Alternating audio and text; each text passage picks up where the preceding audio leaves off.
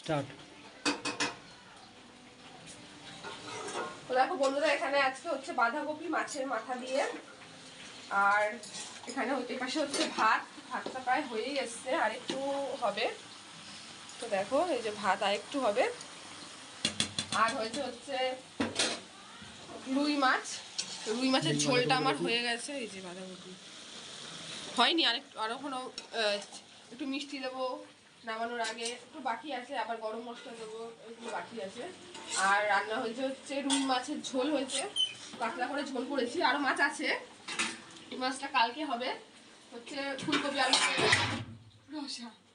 তো ঝোলটা করলাম, মানে মেয়ের শরীরটা ভালো নেই, ওই জন্য করলাম। এই দেখো রুই মাছ, এই যে রুই মাছের ঝোল, আলু, বড়ি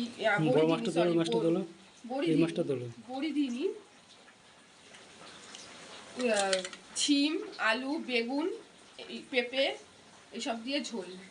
ডাক্তার মানে মেয়েকে বলেছে একটু কম, পেটটা একটু মানে হচ্ছে বলে বেশ খারাপ মানে কি, মানে বমি করছিল, তাই জন্য আর কি ডাক্তার বলেছে এইসব পাতলা জিনিসই খেতে এখন কদিন, ডিম টিম খাওয়া বারণ, এইসব খাওয়া বারণ কদিন।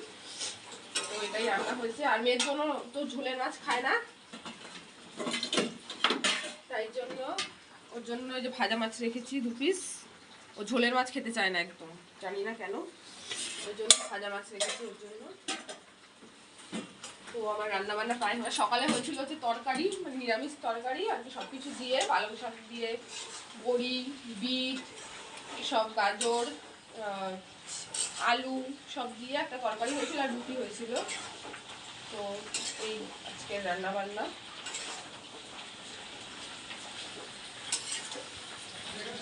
বাঁধাকপিটা হয়েই এসছে।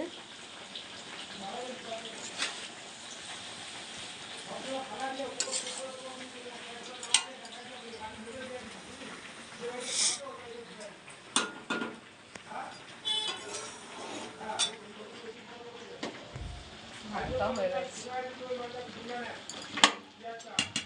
ভাত হয়ে গেছে।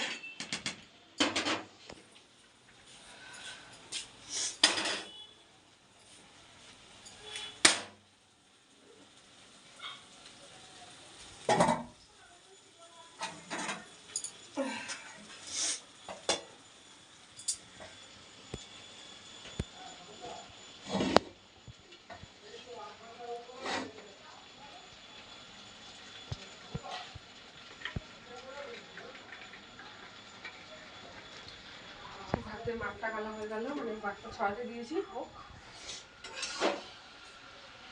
এটা আরেকটু হবে, একটু বাকি আছে।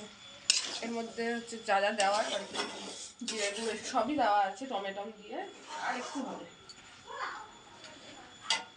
এই যে রুই মাছটা রেখেছিল কালকে, তো রুই মাছটারই এটা মাথাটা। টাটা।